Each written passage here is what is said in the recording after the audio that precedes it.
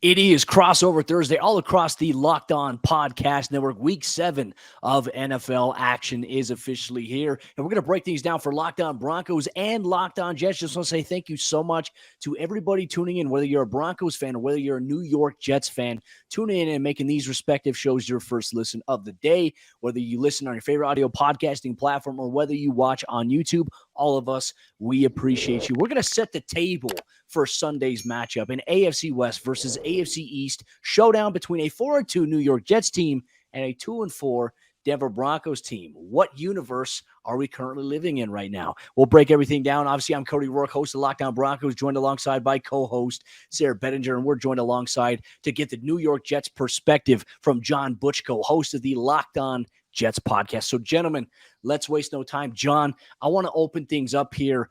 When we talk about the biggest story for this game, from a Locked On Jets perspective coming into Sunday's matchup, what is the biggest story with this New York Jets team? It's that the Jets are playing competitive football this year. They're 4-2. It's a bit of a surprise. I think heading into this season, expectations were not that this team was going to have a winning record. It was the elusive progress, because it's a team that maybe on the whole is not particularly young. They've added a lot of veterans this year, but the key players to this team are mostly young guys, and they're all contributing. And sometimes you see it in the NFL. When young guys all hit at once, your team ends up being ahead of schedule. You know, you see a team like this every year, and the Jets are getting great play right now. Quinnen Williams in year 4 is making a leap. He looks like a star level player. Prior to this year, Quinnen Williams was a good player. I don't think you could say he was a disappointment, 3rd overall pick in 2019, but he was not the difference maker that a lot of Jets fans were hoping for. He's playing at I'd say an all-pro level right now, and I don't say that lightly. He's been unblockable the last couple of weeks. You have a corner that they Jets drafted 4th overall this year, Sauce Gardner, who stepped in. He's immediately been a shutdown corner. On the offensive side of the ball, you have a running back, Breece Hall, who in a league where the running back position, let's face it, has been devalued. In fact, your Broncos, if you go back to the Mike Shanahan days, had a lot to do with the devaluation of the running back position. You want to go back to the 90s, but there still are a handful of backs who can carry an offense. And maybe it's a little early to say that with Breece Hall, but the last couple of weeks, he's looked dynamic. 2 weeks ago against Miami, he had 97 rushing yards, 100 receiving yards. So he came 3 yards short of a 100-100 game. Last week against Green Bay, Jets really were struggling passing the ball, and he ran for 116 yards. He essentially was the offense. So, you know, as much as anything, guys, I was the original host of Locked On Jets. I've been doing this since 2016.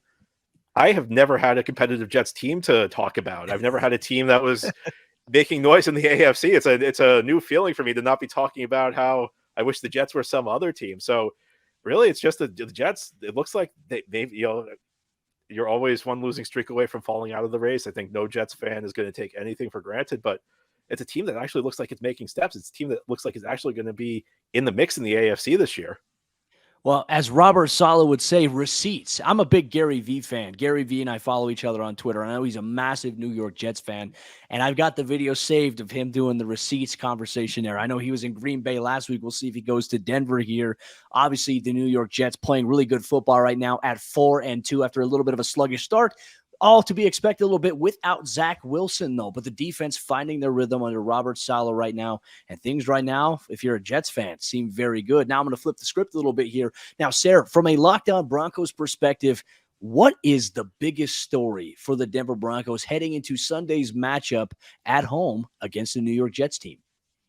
Well, I think the number one thing, Cody, right now for everybody in Broncos country is what is going to be going down with Russell Wilson, right? Because we found out a couple weeks ago he's got the lat injury. Then we find out after Monday Night Football, well, all of a sudden he's got a hamstring injury that affected him there late in the 4th quarter. Nathaniel Hackett talked about how they had to adjust the playbook for that injury. But now Russell Wilson says he's got a little bit of that Wolverine blood. He's healing quickly out there. So it'll be interesting to monitor not only his health status, but I think most importantly, if he's out there on the field is he going to be able to operate at a high level? Because the Broncos offense, the concerns are multiple right now. I wish there was a Breece Hall that we could point to say he is the offense right now, because there's really nobody like that in Denver at the moment. Obviously, Javonte Williams injured. Obviously, you don't have Tim Patrick, and haven't had Tim Patrick. There's just not been consistency from the offensive line, as well as injuries on the offensive line to some key players, by the way. Left tackle Garrett Bowles probably being the most notable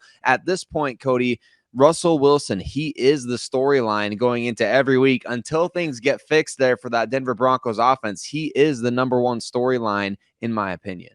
And one of the things, too, that really stands out to me, and John, this will probably make Jets fans really excited. Russell Wilson's been sacked 20 times so far this season. And you mentioned Quinnen Williams. I mean, I just watched some teach tape from him from this past weekend against Green Bay, where he took the Green Bay Packers offensive line, shoved him backwards, made him fall down, and he was right in Aaron Rodgers' lap at that point there. He is playing dominant football right now, and Russell Wilson and the Broncos offense, quite frankly, through the first 7 weeks of the season, have given up way too much pressure, way too much contact, which has contributed to Russ being banged up a little bit. And he pulled his hamstring trying to escape pressure in the fourth quarter against the Los Angeles Chargers on Monday Night Football. But I think that is probably the biggest story here. Is Russell Wilson going to play? Now, if he's not able to, it will be Brett Rypien taking on the New York Jets. Once again, a rematch from 2020 where Brett Rypien was able to get the Broncos their first win. So could Brett Rypien come in and interject some life and energy into the Broncos offense? That is a major question, and we'll be monitoring from the Broncos side, as well as Jets fans will be monitoring for Sunday's game at Empower Field at Mile High. But coming up here in just a moment, if you're a Broncos fan, if you're a Jets fan, we're going to dive into some of the key matchups we're most looking forward to seeing. We're going to highlight a couple of star cornerbacks and young cornerbacks that are making headlines across the NFL. We'll get to that coming up here in just a moment. But before we do that, let me tell you about Blue Nile, the sponsor of today's crossover episode, Locked On Broncos and Locked On Jets. And whether you're looking to pop the question, have a milestone to celebrate, or want to let your love sparkle, Blue Nile can help you make your celebrations even more memorable. As the original online jeweler, Blue Nile offers the largest selection of independently graded diamonds and pieces priced significantly below traditional retailers. Blue Nile has helped millions of couples create their perfect engagement ring, and their easy online tools let you choose the diamond shape, the size, clarity, and as well as the setting style. And Blue Nile's bench jewelers will then help you handcraft her perfect one-of-a-kind engagement ring. Looking for a piece of fine jewelry to commemorate a special milestone but still having trouble choosing? Blue Nile has jewelry experts on hand 24/7, available via phone or chat to help you find a memorable gift at every budget. Make your moment sparkle with Blue Nile. Go to BlueNile.com and use code LOCKEDON to save $50 on your purchase of $500 or more. That's BlueNile.com, code LOCKEDON to save $50 on your purchase of $500 or more. BlueNile.com, code LOCKEDON. As we continue this crossover episode here across the Locked On Podcast Network, breaking down the Denver Broncos hosting the New York Jets. The Jets traveling to Denver to take on a struggling Denver Broncos team. We just want to say thank you so much, whether you're a Broncos fan or Jets fan, for tuning in and making these shows your first listen of the day. Free and available everywhere you get your podcasts in audio format, or whether you watch on YouTube. John, keeping the conversation going here as we dive deeper into this matchup on Sunday between the 4-2 New York Jets and the 2-4 Denver Broncos. There are several key players and really good players on both teams, on both sides of the ball. But more importantly, from a Locked On Jets perspective, what are some of the matchups or a matchup that you're most looking forward to watching this Sunday when these two teams battle? Well, I think when the Jets have the ball, what I have my eyes on are the right side of the offensive line, because the Jets staple play in the run game, and this has really become a run-based offense the last couple of weeks. Jets really have not gotten a ton from their passing game. Jets staple play on offense is the wide zone, and they like to run right more than they run left. And I was looking at the way the Broncos defensive lines, and sometimes you'll get Bradley Chubb on that side, but it seems like Bradley Chubb's more frequently going to line up against the left tackle. So I'm looking Jets right tackle Elijah Vera-Tucker versus Baron Browning, because Denver needs to set the edge. The Jets run game's been very good the last couple of weeks. And, when you're playing the wide zone, the most important thing, or the first thing you have to do, is set the edge. Vera-Tucker's interesting story this year. He was the Jets left guard last year as a rookie out of USC. Jets originally slid him over to right guard because they signed Laken Tomlinson from San Francisco.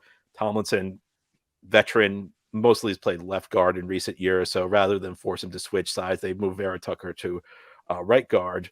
Jets suffer a lot of injuries at tackle. Jets have had 4 tackles on injured reserve at various points this year. They just got Dwayne Brown back, who was a guy they signed in training camp after Mekhi Becton got hurt. Against Pittsburgh a few weeks ago, Vera Tucker moved to left tackle. Then Brown came back, so they kicked him over to right tackle. So Elijah Vera Tucker's played 3 positions this year, none of which were the position he played last year, but he's played very well in all those spots. He's looking like a guy who maybe can stick at the tackle position, which is a bit of a surprise because everybody thought coming out of USC that he was going to be a guard. He's playing really well. And, Breece Hall's shown good vision.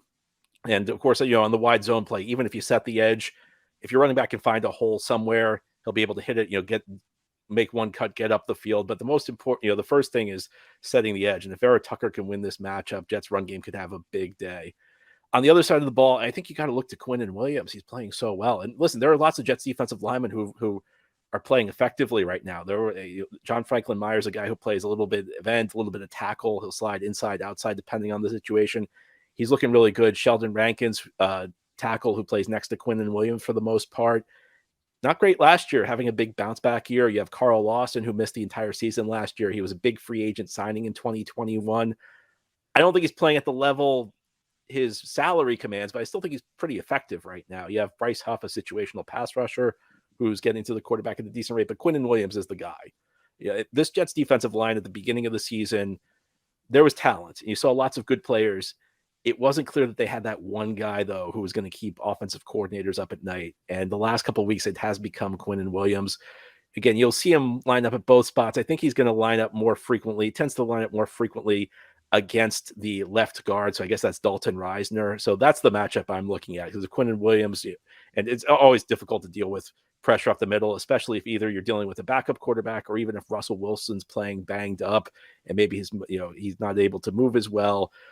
That's a big matchup for the Jets. And if Quinnen Williams has a big day, I mean, we saw it last week. He kind of just I don't want to say he single-handedly destroyed Green Bay's offense, but he was the biggest factor in the dominant performance the Jets had on the defensive side of the ball. He was evident on tape there. And look, there's a multitude of players, as you mentioned, Quinnen Williams, who's just an absolute stud on that defensive line there. Some other guys I know we'll talk about here in a little bit. But Sayre, kind of flipping things to a Locked On Broncos perspective for this matchup on Sunday in Power Field, the Mile High, 2:25 p.m. Mountain Time kickoff, obviously 4:25 p.m. Eastern Time kickoff for everybody in New York. What are some of the key matchups that you have your eye on specifically for this game on Sunday? Well, as John mentioned, you're looking at Elijah Vera Tucker at the right tackle position going up against Baron Browning and Bradley Chubb as they move around the edge a little bit there. I think that from the Broncos perspective is also one of the biggest matchups in this game, just from the standpoint of, look, you want to put the ball in Zach Wilson's hands as much as possible, right? I mean, the Broncos have been very good at stopping the run this year, and that's large in part because Baron Browning is a very good edge setter out there. I mean, I know he's known for his get off and his pass rush and a lot of, the Von Miller like sack dances and things like that. But certainly he's very good at setting the edge. So if the Broncos can continue to be well equipped against the run, putting the ball in Zach Wilson's hands, we've seen that play into their favor all throughout the season, no matter who they're playing against. If you can put the ball in the opposing quarterback's hands and make him have to beat you, obviously, they've been susceptible either way because the offense hasn't scored points. But defensively, when they're stopping the run, that pass rush can pin its ears back, plays into the secondary's hands as well, being able to be a bit more aggressive if you get into long down and distance situations. So I'm also looking from that perspective of the Broncos defensive front going up against the Jets offensive line. Can they stop the run in this game and force the ball into Zach Wilson's hands? And at that point, you're looking at playing to your defensive strength, the secondary, the pass rush, and really rallying up to the line of scrimmage with those linebackers and being able to be aggressive instead of being on your heels at all times. If the Jets have a successful running game, the Broncos are going to be a bit on their heels. And at that point, that could open up the shots downfield to guys like Corey Davis, Garrett Wilson. So I think definitely, Cody, it's the defensive front for the Denver Broncos against that Jets offensive line, and specifically that wide zone scheme. Can they shut it down early on in this game and force the ball into Zach Wilson's hands? I think that's an ideal thing for the Broncos to have to try to do defensively. I do imagine, though, if they do look to take any shots in the passing game, they'll probably look to go after rookie cornerback Damari Mathis, who I thought still played well against the Chargers, but because he's a rookie and he's not named Patrick Surtain, they may look to target him with guys like Corey Davis, who has speed to get behind defenses. And also, I mean, even Braxton Berrios has emerged as one of those little under-the-radar guys. I know this week he's been dealing with a little bit of a back issue. We'll see how things line up there. But then from another perspective, gentlemen, I'll just kind of highlight one matchup I have my eye on here. Well, I was kind of keeping an eye on it as well. Can the Broncos run the football? Can Latavius Murray and Melvin Gordon? Melvin will get the start in this game for the Broncos offense on Sunday, but can they find a way to have success getting the run game going? And John, to be honest with you, the Broncos' longest rush this season has been 18 total yards. They have not been able to be very balanced nor consistent with their rushing attack this season. And if they can find a way to get the run game going, I think I would feel a little bit better about the Broncos' chances. But against the guys like Rankins, against the other guys that you mentioned as well with Quinnen Williams, the linebacker play with Quincy Williams, and even Quan Alexander, for me personally, I think that'll be a little bit of a task that we have our eyes on here for Sunday's game. But if you're a Broncos fan, a Jets fan, one thing we are going to do coming up here in just a moment is we're going to talk about, from a Broncos perspective and a Jets perspective, how these teams can come away from Sunday's game with a win. Can the Jets move to 5-2 on the season, and will the Broncos drop to 2-5, or can Denver try to get one step closer as they approach the bye week? That's something we'll dive into coming up here in just a moment. But before we do that, let us tell you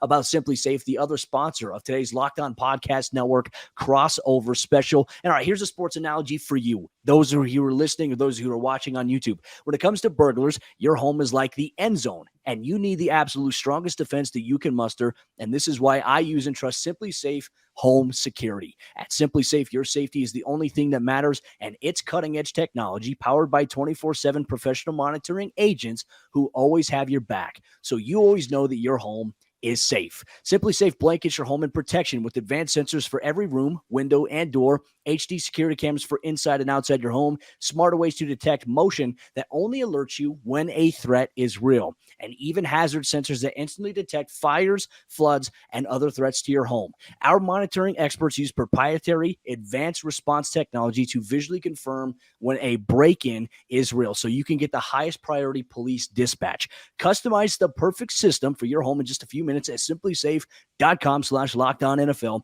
Save 20% on your Simply Safe security system when you sign up for an interactive monitoring plan and get your first month free. Visit simplysafe.com/LockedOnNFL to learn more. There's no safe like Simply Safe. As we jump into the fourth quarter action on today's Locked On Podcast Network crossover special between Locked On Jets and Locked On Broncos. Thank you so much if you're a Broncos or a Jets fan for tuning in and making Locked On Broncos or Locked On Jets your first listen of the day every single day on your favorite podcasting providers, or whether you watch on YouTube. Gentlemen, let's continue the conversation here. Now shifting the focus of today's crossover to how these teams can win on Sunday. So John, from a Locked On Jets perspective, what do the New York Jets have to do? What's the most essential part of their game plan to get them to go to 5-2 on the season, to keep Jets fans even more excited about what's to come? I feel like one of these like old football analysts who's going to say establish the run, because I usually hate it when they say that, but that's the way this Jets team is built. Breece Hall has become the guy on offense, and I said it earlier, there really aren't many running backs. And, I feel, generic football analyst, oh, you got to run the ball, build it around you. Well, it's not really the way the NFL works for most teams, but the Jets are kind of an exception these days. And, if they didn't have Breece Hall, I'm not sure they'd be able to run the ball effectively. I think this is a very stout Denver defense. But the way he's looked the last couple of weeks, and it's not just in the run game. Now, in the receiving game, he's had some drops this year, but he's also begun to contribute there. Like I said, 2 weeks ago, he had 100 yards receiving. I think it's Breece Hall keeping them out of bad downs and distances. I think that you get into a situation where Zach Wilson's facing 3rd and 9, 3rd and 10 against this pass rush. That's where you could get into trouble, because he's still a young quarterback. He's still susceptible to making mistakes. I think that on the defensive line, they just need to keep doing what they're doing. I think that's an area where maybe the Jets have a little bit of an edge, because I know the Broncos have had, a little inconsistency there. So, I think really it comes down to running the ball effectively, moving the chains, And, I think on the offensive side, you're trying to wear Denver down and hopefully maybe pop a few in the second half. And, on the defensive side, just keep being tenacious on the defensive line. Hey, tenacious D. Robert Saleh is very, very emphatic about defense, being able to buckle down.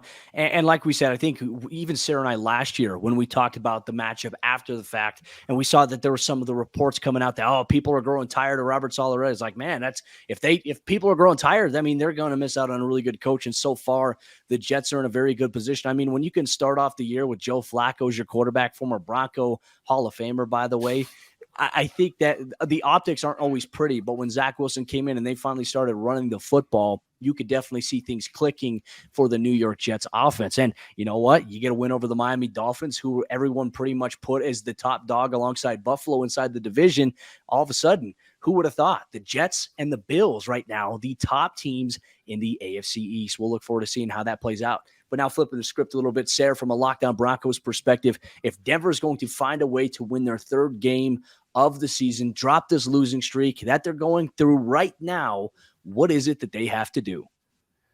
Well, Cody, they got to score at least 17 points, right? I mean, that seems to be the key right now for the Denver Broncos. No, all kidding aside, I mean, the offense has to find a way to get things going. The defense has done its job almost every single week. It feels like they're doing the exact same thing. I mean, nobody can believe it watching this defense play. You look at a top 5 scoring defense in the NFL, the fact that they're able to do that, given the fact that the Broncos are so incompetent offensively these days. I mean, the 3 and outs, the inability to score in the red zone, the defense is constantly on the field, and yet they're constantly coming up big with stops or what have you. So, I mean, definitely the Broncos offense. I mean, again, just like John said, you hate to sound like, just super, it's super simple. You got to score points, right? I mean, you have to put up at least 20 to 24 points, I think, in a game before anybody can feel confident about saying, oh, yeah, the Broncos could win this game if, so-and-so wins a matchup, right? I mean, ultimately, the defense has been winning matchups, haven't they? The defense has been doing their job. They've been getting a ridiculous amount of pressures. I think I saw like 60 some odd pressures in the last handful of games here from this Denver defense. They're putting heat on the quarterback. They're creating turnovers. They're forcing guys like Justin Herbert to throw 57 passes in a game. First quarterback in NFL history to throw that many passes in a game with 0 touchdowns and win.